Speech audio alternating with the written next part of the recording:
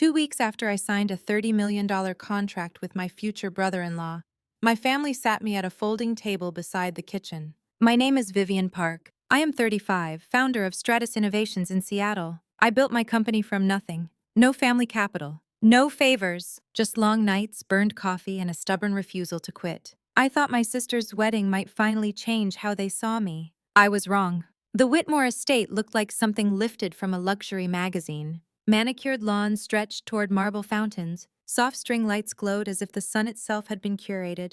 Guests floated past in linen suits and silk dresses, champagne flutes catching the light.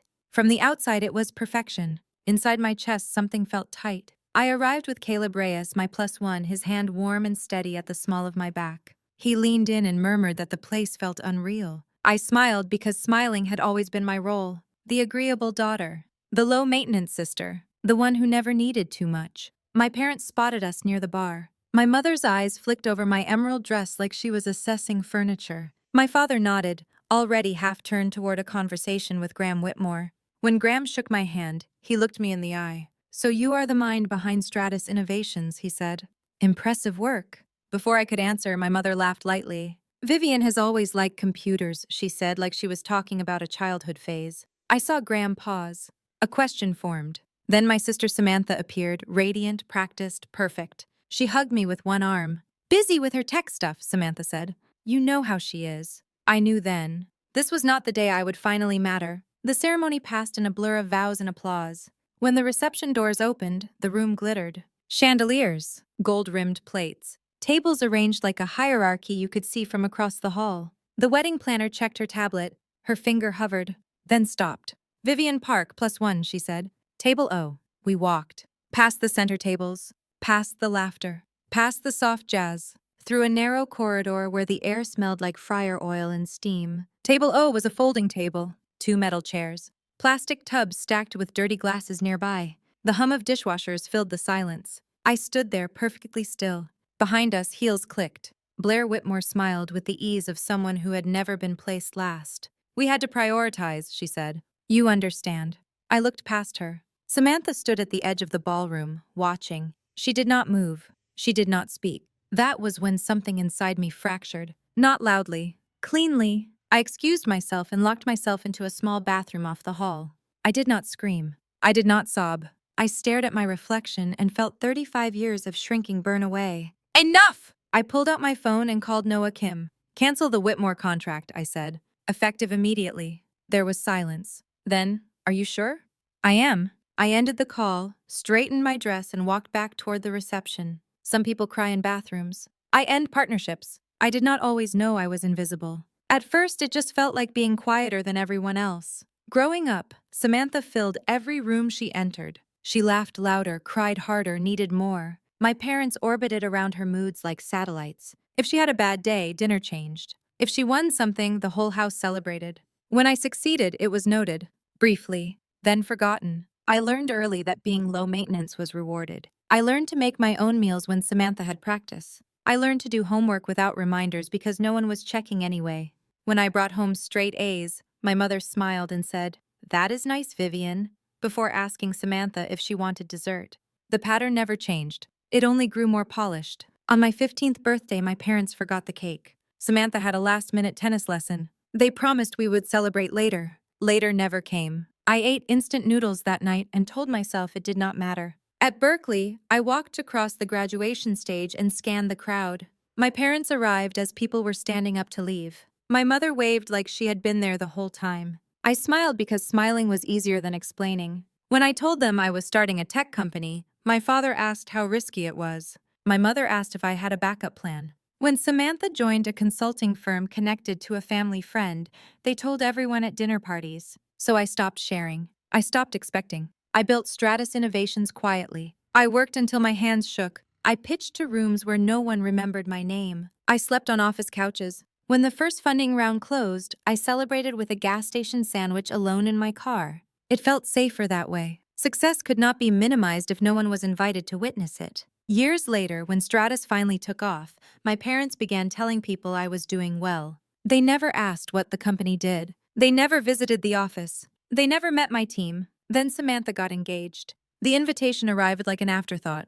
Heavy paper, elegant font. No note, no warmth. I read it standing in my kitchen, holding an unpaid parking ticket in one hand and a grocery list in the other. I almost declined. When my mother called to make sure I was coming, she said, "Just behave, Vivian," like my presence was a liability that needed managing. That word stayed with me. Behave. At the engagement party, I met Graham Whitmore for the first time. He asked sharp questions. He listened. He treated me like someone whose time mattered. When the contract closed 2 weeks later, $30 million tied to Stratus Innovations, my team cheered. We opened cheap champagne. I thought maybe this wedding would be different. Standing near the kitchen at table O, I realized how naive that hope had been. The folding table was not an oversight. It was a message. You do not belong at the center. You never did. As I sat there, I remembered every time I had shrunk to keep the peace. Every apology I made for existing too loudly. Every achievement I downplayed so Samantha could shine. Caleb sat across from me, jaw tight, hands clenched. He kept glancing toward the ballroom like he might march back in and flip tables. I touched his wrist and shook my head. Not yet. This was not about anger anymore. It was about clarity. I stood and walked to the bathroom because I needed to breathe without witnesses. The room was small, clean, unremarkable. I locked the door and stared at my reflection. I looked calm, almost cold. I thought about the contract, about leverage, about the quiet power of simply choosing not to participate anymore. When I called Noah, my voice did not shake. That surprised me. I expected fear. I expected grief. Instead, I felt relief. Back in the hall, as I walked toward the reception, I saw my parents laughing with guests. I saw Samantha glowing under attention that felt borrowed. I saw Blair Whitmore sipping champagne like nothing could touch her. None of them saw me yet. That was fine. Because this time, I was not asking to be seen. I was about to make myself impossible to ignore. I stepped into the ballroom, phone in hand, heart steady. By the time I reached the head table, the music was still playing, but it was about to stop. The ballroom hummed with soft jazz and the clink of crystal. People laughed in clusters, leaning close, trading compliments and business cards. No one noticed me at first. That suited me. I walked past tables dressed in linen and gold, past faces I vaguely recognized from holidays and half-forgotten family gatherings. I felt oddly light, like I had already stepped out of the role they assigned me years ago. Graham Whitmore sat at the head table, relaxed, one arm draped along the back of his chair. Blair Whitmore shimmered beside him, perfectly composed. Samantha sat just close enough to be seen as important, not close enough to be responsible for anything. When Graham saw me approaching, his brow furrowed. He straightened, confusion flickering across his face. Blair followed his gaze. Her smile faltered just slightly. I stopped 2 steps from the head table. I did not raise my voice. I did not rush. I took out my phone and dialed. "Noah," I said, clear and steady, loud enough for the nearest tables to hear. "This is Vivian. Terminate the Whitmore contract. Effective immediately." The room shifted. It was subtle at first. A pause in conversation. A fork frozen midair. Then a ripple of whispers moved outward like a dropped stone in water. Graham stood halfway from his chair. "Vivian," he said, low and controlled. "This is not the place." I met his eyes. "This is exactly the place." Samantha pushed back her chair, panic flashing across her face. "Vivian, please," she said. "We can talk later." I looked at her then. Really looked. At the sister who had always stood just far enough away to avoid choosing sides. "You had years to talk," I said. "You chose silence." Blair laughed sharply, the sound brittle. "This is highly inappropriate," she said.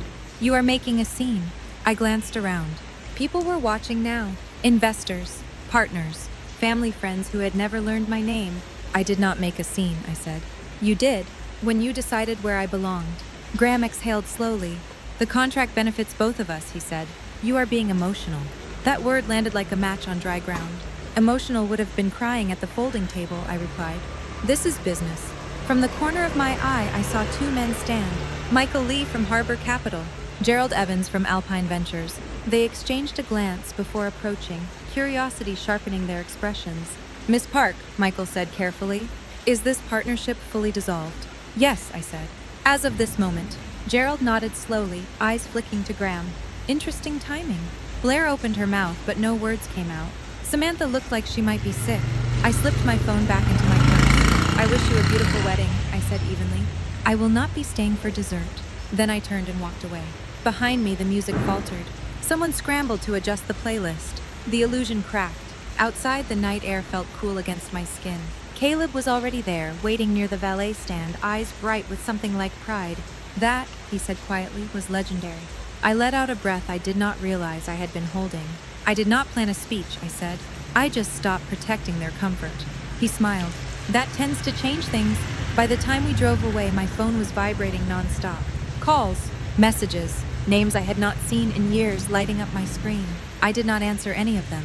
Monday morning arrived like any other. Gray Seattle light filtered through my office windows. I sipped my Americano while Noah stood in my doorway, phone pressed to his ear, eyes wide. They are calling everyone, he said when he hung up. Legal, PR, even suppliers. Good, I said. Send the termination letter. He hesitated. There will be fallout. I know, I said.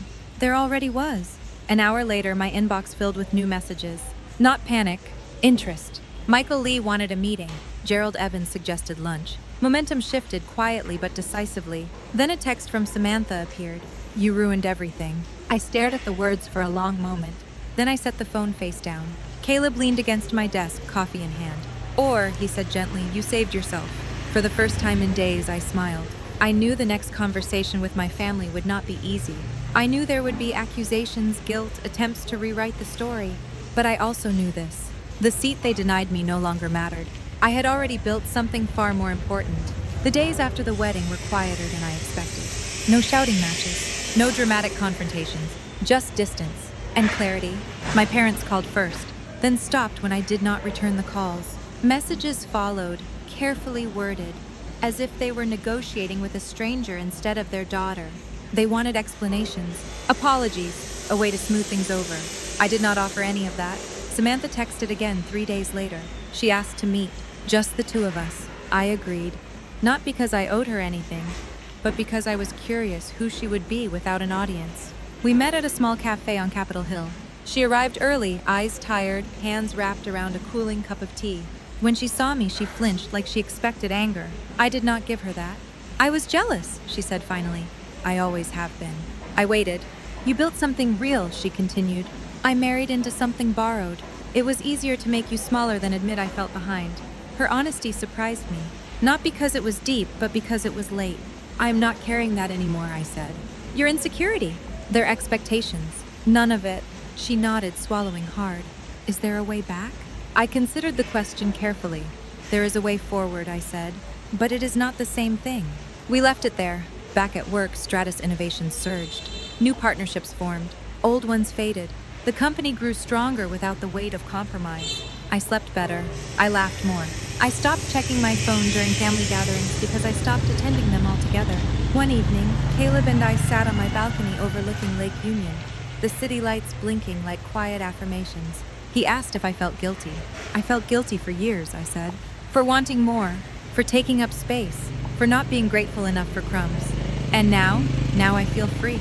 Freedom did not come from the contract termination or the public moment at the wedding. Those were symptoms. The real shift happened in that small bathroom behind the kitchen, when I finally chose myself without negotiation. I realized something important then. Family is not defined by proximity or shared last names. It is defined by respect, by protection, by the willingness to pull out a chair instead of pushing someone into the shadows. They never gave me a seat at their table, so I built my own. It is larger. It is sturdier. And everyone who sits there knows exactly why they belong. If you have ever been overlooked in rooms you helped build, if you have ever been told to behave instead of be yourself, hear this clearly. Protecting your peace is not selfish. Claiming your worth is not cruel. Walking away from disrespect is not failure. Sometimes the most powerful thing you can do is stand up quietly and leave. And sometimes that is how you finally arrive.